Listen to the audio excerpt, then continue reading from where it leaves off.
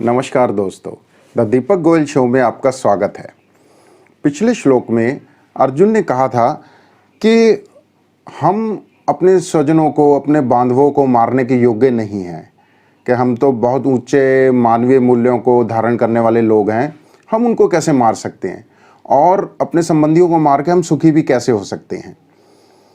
यहाँ पर अर्जुन ये कह रहा है कि हम कैसे सुखी हो सकते हैं, लेकिन शायद दुर्योधन सुखी हो सकता है। दुर्योधन के बारे में उसके मन में क्या है वो इन श्लोकों में अब आता है।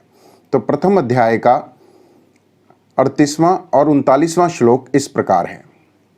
यद्यपि एते न पश्यन्ति लोभोपहत चेत सह कुलक्षय कृतं दोषम मित्रद्रोहे च पातकम कथम न गेयम अस्माभिः पापात् अस्मात् निवर्तितुम कुलक्षय कृतं दोषम प्रपश्यत भी जनार्दन।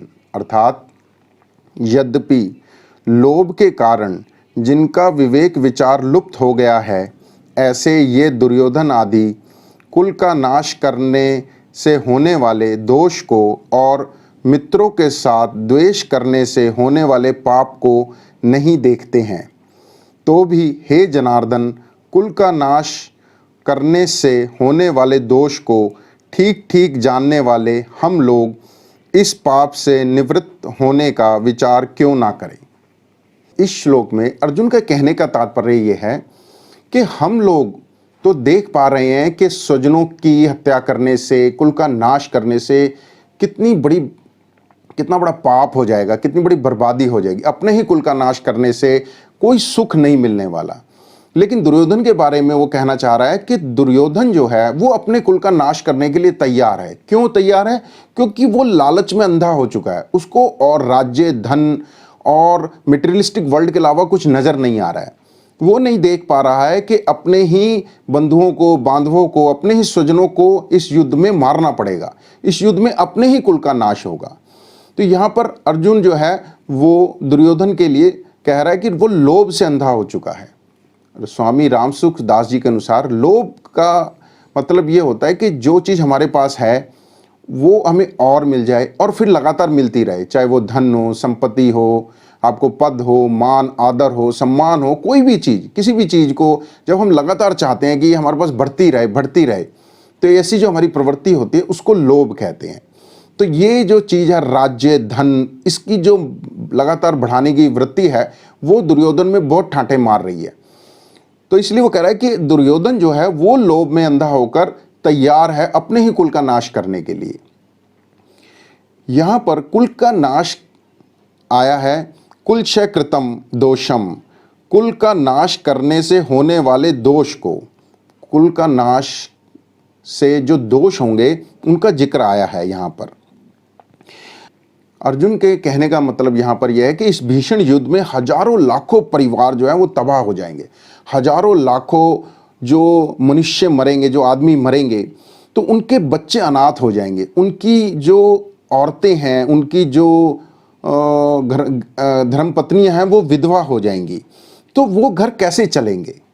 उन बच्चों का लालन पालन कैसे होगा? जो छोटे छोटे बच्चे घरों में हैं उनका लालन पालन कौन करेगा? और ये एक आधे घर की ट्रेजेडी नहीं है, लाखों लोग इस युद्ध में मरेंगे अपने जो है, और वो ज़्यादा अपने होंगे क्योंकि हमारे कुल के खड़े हैं यहाँ पर सारे।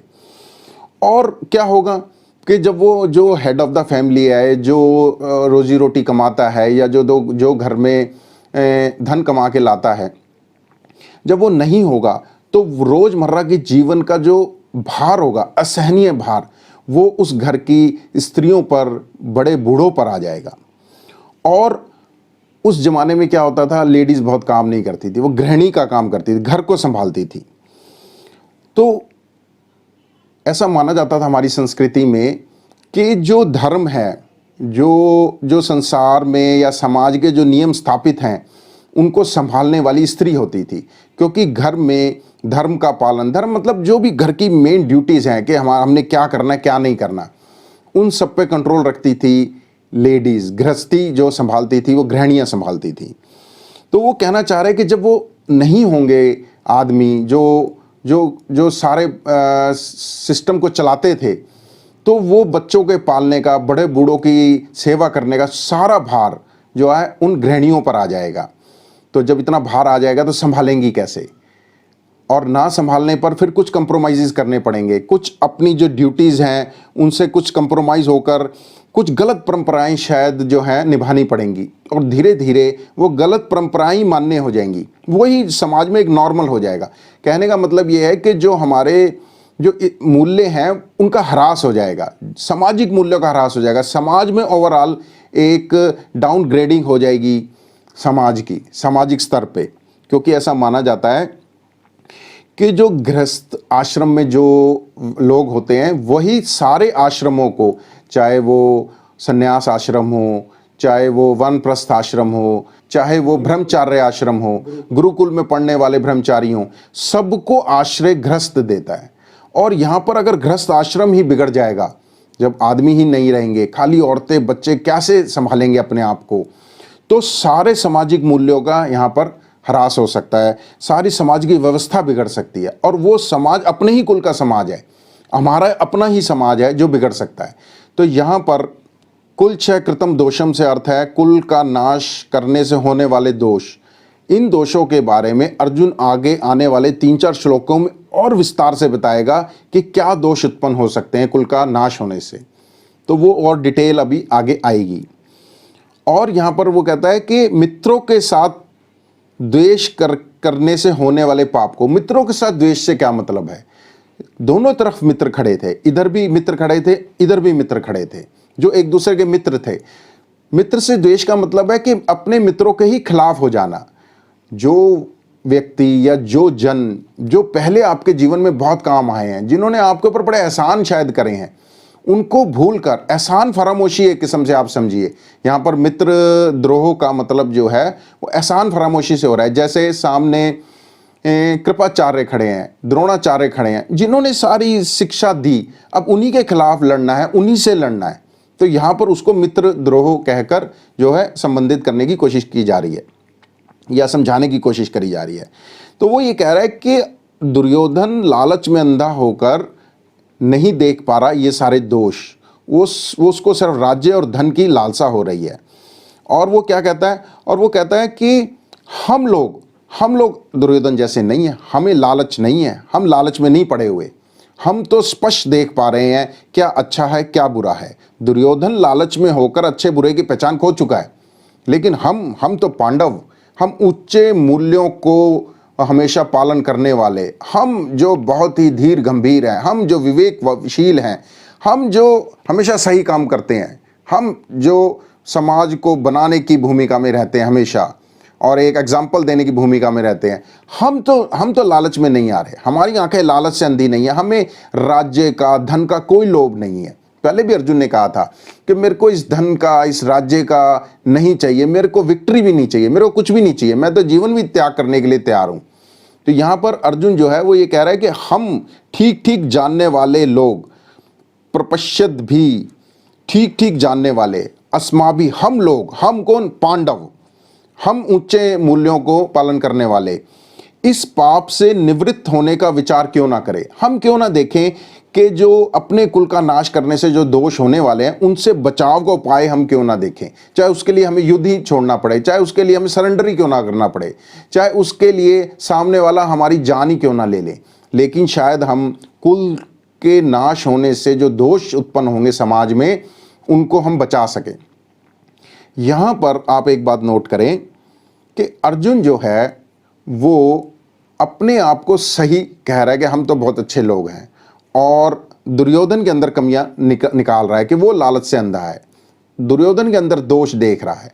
आप एक बार याद करिए या याद रखिए कि जब हम सामने वाले में दोष देखते हैं तो हमें शायद अपने अच्छे होने का अभिमान होने लग जाता है कि ये जो दोष हम सामने वाले में देख रहे हैं हमारे में नहीं है, और इससे अपने अंदर एक अभिमान जो है वो उत्पन्न होता है।